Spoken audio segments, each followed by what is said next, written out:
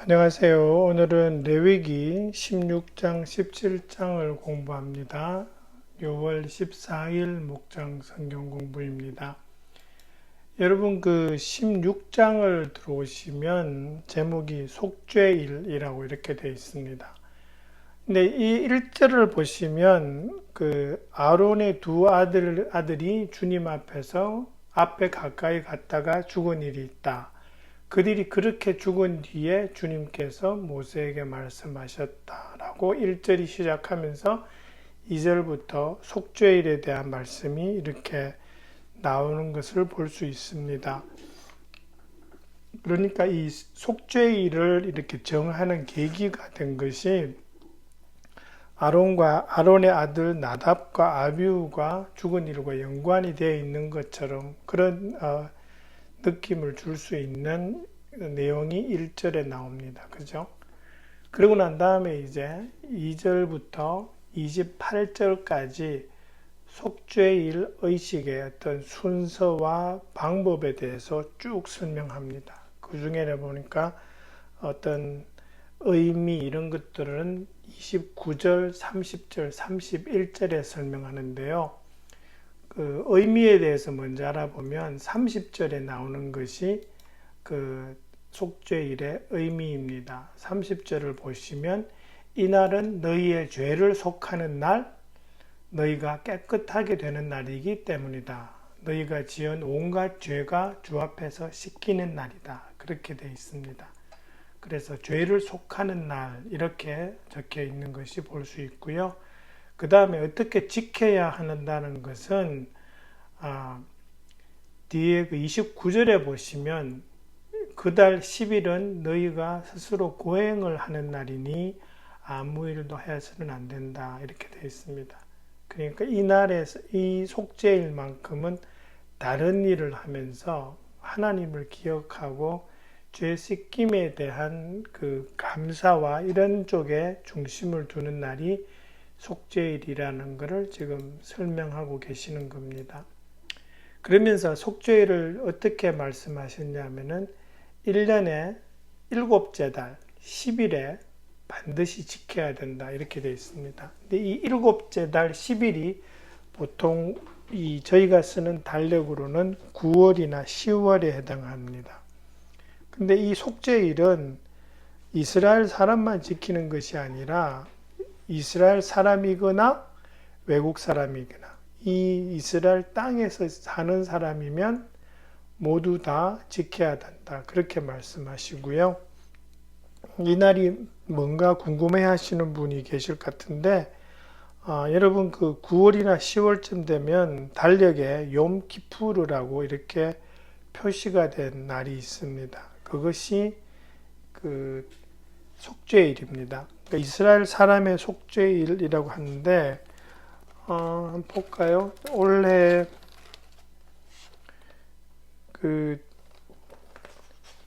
저희 교회 달력을 지금 보고 있는데 저희 교회 달력에는 표시가 안 돼 있네요. 보통은 일반적인 그 다른 달력 같은 데를 보면은 욤키푸르라고 해서 딱 표시가 됩니다. 그날이 이제 속죄일입니다. 이제 속죄일의 의미와 날짜는 그렇게 돼 있는 거고 이거를 순서를 이렇게 보시면은 16장의 대부분이 이 의식을 어떻게 행할 것인가 라는 것을 지금 말씀하는데 그거를 한번 살펴보겠습니다. 4절을 보시면 여러분 그 제사장이 이 속죄일 의식을 치르기 전에 옷을 갈아입고 목욕하는 부분이 나옵니다. 그러니까 이제 보통 제사장은 제사장 옷을 입고 있죠. 근데 그것을 갈아입습니다. 그러니까 맨살에다가 그 속옷을 입고 그 다음에 그 바깥에 헛옷을 입고 그 다음에 띠를 띠고 관을 씁니다. 다 모시로 만든 겁니다. 그게 이제 제사장이 그 속죄일에 입어야 할 옷입니다. 그 다음에 제사장 자체가 지금 죄가 있을 수 있으니까 제사장이 자기와 이렇게 함께 드리는 제사장들, 그러니까 제사장의 가족들의 죄를 속하기 위해서 숫소를 먼저 제물로 바칩니다. 속죄 제물로 드리는 거죠. 그 다음에 어떻게 되냐 하니까 11절부터 14절을 보시면 숫소를 바치죠. 속죄 제물로. 근데 그 숫소를 잡아서 그러니까 손얹고 이 죄를 전가시키고 그 다음에 숫소를 잡고 거기다 피를 그 그릇에 담아서 수치든 향로를 들고 지성소로 들어갑니다. 그러면 이 지성소에 들어갈 때는 향을 피워 가지고 연기가 이 정거궤, 그 언약궤가 보이지 않도록 그렇게 가리게 합니다. 뭐냐면 그게 하나님의 임재하신 자리인데 죄 있는 사람이 눈에 보이면 죽잖아요. 그죠? 그래서 향을 피워서 안 보이게 하고 그 상태에서 피를 손에다 찍어 가지고 정거궤 덮개의 이 건너편 그리고 주비에다가 뿌립니다. 그 내용이 나오는 것이 11절부터 14절인데 동쪽 부분은 한 번 뿌리고 덮개 위에서 7번을 뿌립니다. 그게 이제 피를 뿌려서 정하게 하는 이게 왜냐하면은 죄 지은 사람들이 이 들락날락거리고 한 그런 장소이기 때문에 정하게 하는 거죠. 그 부분을. 그러고 난 다음에 이제 보시면은 이 숫소 다음에 숫염소 2마리를 그 회막 앞에다가 가지고 와 있었습니다. 그게 3절에 나오는 내용인데요. 그 3절에서 있었던 그 2마리 염소가 있는데 2마리 염소에서 뽑습니다. 제비를. 그래서 하나는 속죄 제물로 바치고요. 다른 한 염소는 빈들에 있는 아사셀에게 바칠 염소로 보냅니다. 근데 이 아사셀이라는 말이 8절에 나오고 10절 그 다음에 26절에 이렇게 나오는데 우리 그 주석에 보시면 들귀신의 이름 뭐 이렇게 나올 겁니다. 이게 정확하게 어떤 의미인지는 잘 확실하게 알지는 못합니다. 그렇지만 이게 단지 여기서 핵심은 한 염소는 속죄 제물로 바쳐서 피를 뿌리고 하나는 산채로 밖으로 들로 보낸다는 건데요. 속죄 제물로 바친 염소는 백성의 아까 숫소는 제사장의 죄를 속하기 위해서 드린 속죄 제물이고 이 숫염소는 백성의 죄를 속하기 위해서 잡는 염소입니다. 이 염소도 잡아서 마찬가지로 피를 가지고 정거궤 덮개에 뿌리고 성소 회막에 뿌리고 그 다음에 숫소와 그 숫염소의 피를 제단에 뿌리고 제단 뿔에 발라서 정결하게 합니다. 이 다 죄 지은 사람들이 들어와서 이렇게 제단에다가 제물을 바치고 하면서 만졌고 접촉했던 부분들을 다시 한번 피로써 정하게 하는 그런 내용이 들어오는 거죠. 그 내용들이 이제 쭉 해서 한 20절까지 설명이 쭉 됩니다. 그 다음에 아까 염소 하나는 들로 보낸다 그랬잖아요.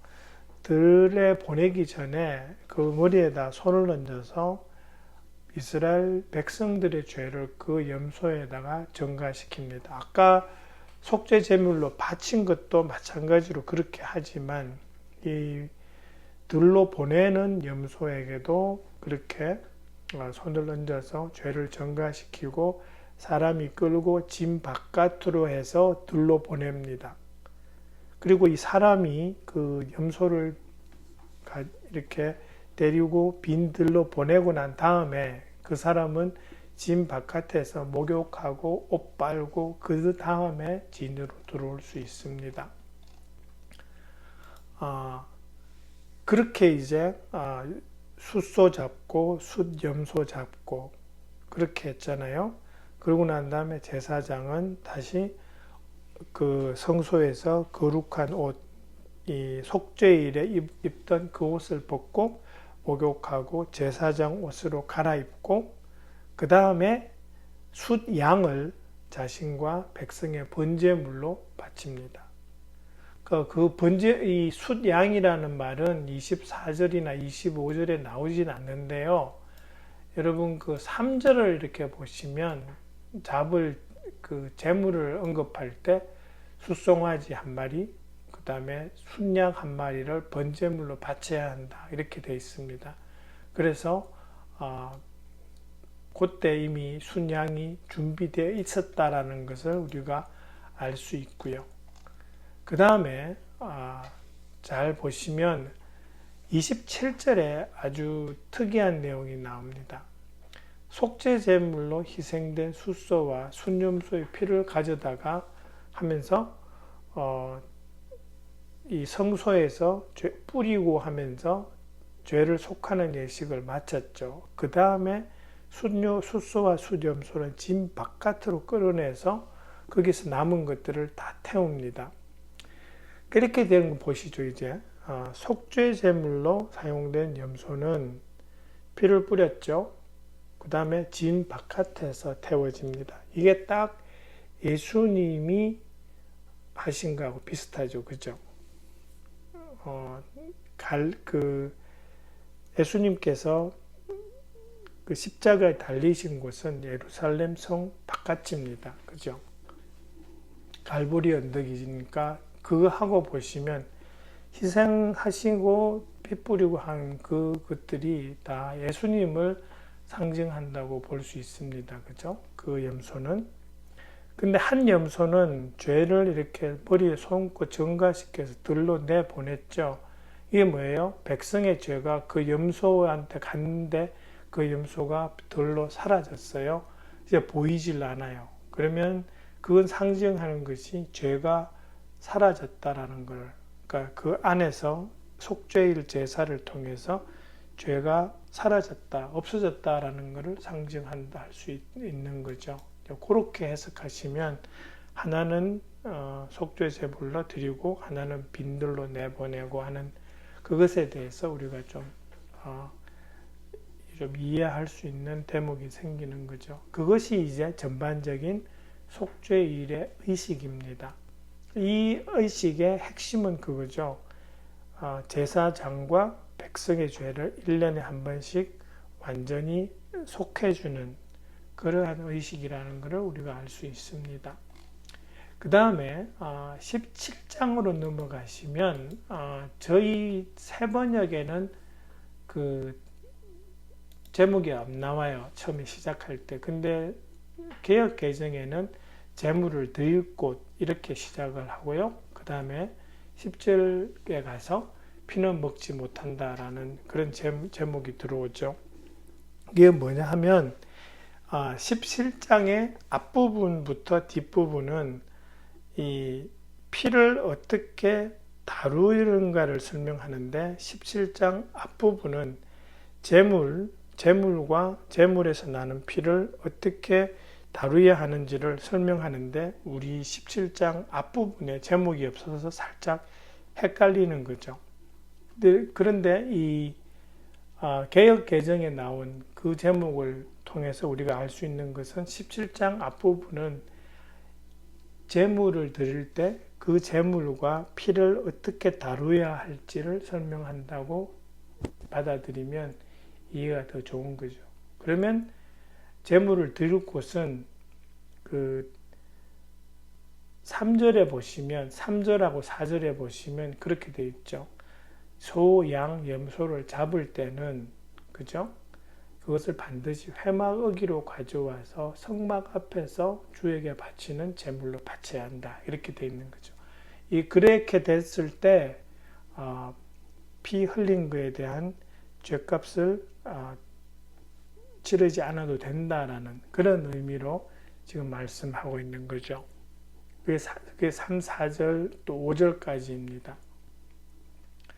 그리고 그러니까 함부로 아무 데서나 재물을 잡지 말라고, 또 피는 조심해서 규례에 따라서 다뤄야 한다라는 그 말씀을 하고 있는데, 왜 이렇게 그거를 짐승 잡아서 피 흘리는 거에 대해서 왜 주의를 그렇게 해야만 하는지에 대한 이유가 7절하고 11절부터 14절에 나온다고 볼 수 있습니다. 7절은 보시면 그들이 잡은 짐승을 수렴소 귀신들에게 제물로 바치는 음행을 저질러서는 안 된다. 이렇게 되어 있는데 7장 초반이 이거는 그 당시 이 이방인들이 그 이스라엘 백성이 살고 있던 그 근처에 있는 다른 이방 민족들이 이런 식으로 짐승 잡아서 우상에게 바치는 행위를 하고 있었다라는 거죠. 그것처럼 아무 데서나 잡고 아무 데서나 피를 흘려버리면 이게 우상을 섬기는 건지 하나님을 섬기는 건지 구분이 잘 안 되죠. 그래서 항상 하나님이 하시는 말씀이 그렇게 제물을 하나님께 드릴 때는 성전 앞에, 성막 앞에 와서 해라, 이 말씀인 거죠. 구분을 시키시고 계시는 겁니다. 그 다음에 뒤로 가서 또 피를 먹어서는 안 된다라는 말씀을 하시는데, 이건 왜 그러냐 그러니까 핵심은 11절에 있습니다. 그죠? 생물의 생명이 피 속에 있기 때문이다.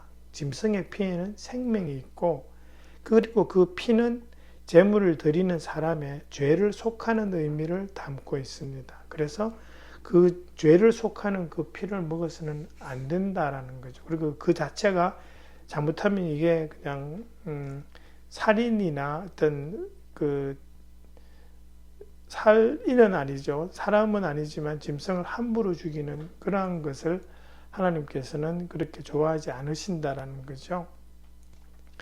그러면서 뒤에 가시면 이 14절, 13절까지 내용을 쭉 보면은 갑자기 그런 생각이 들 수도 있어요. 이게 이스라엘 사람들은 그럼 짐승 고기는 먹지 못하는가? 자기들이 잡아서.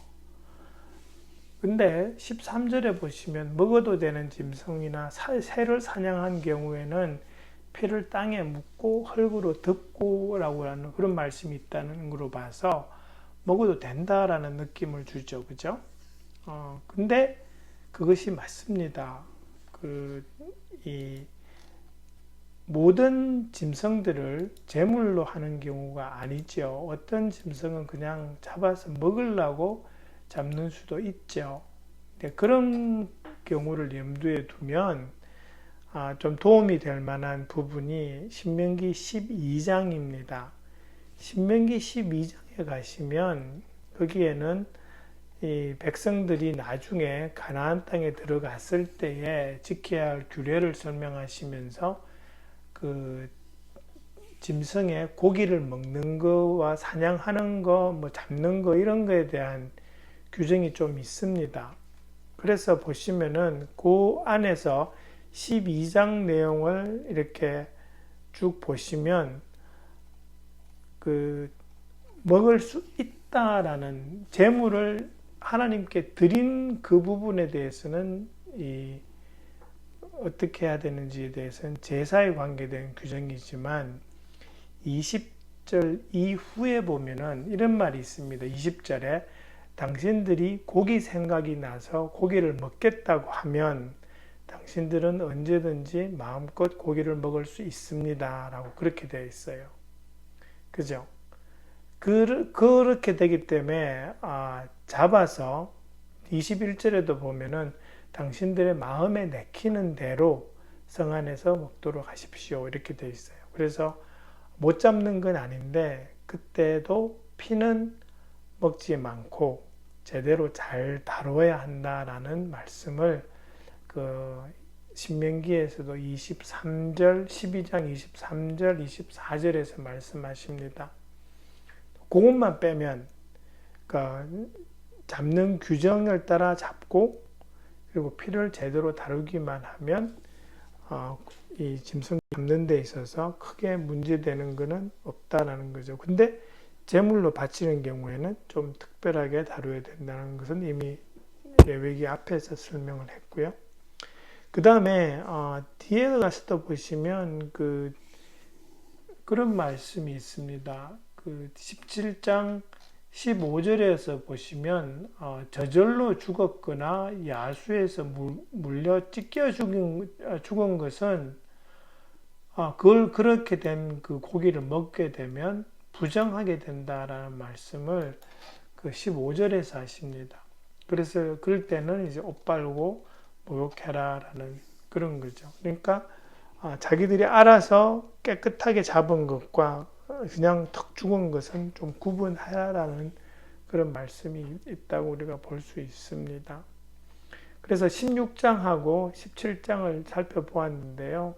이 중에서 16장이 아마 제일 핵심이겠죠. 속죄일을 어떻게 지낼 것이며 또 어떤 순서로 또 의식을 치를 것인지 또 그것이 어떤 의미가 있는지 그 다음에는 또 17장에 가면 제물 다루는 방법, 피를 다루는 방법에 대해서 설명하고 있습니다.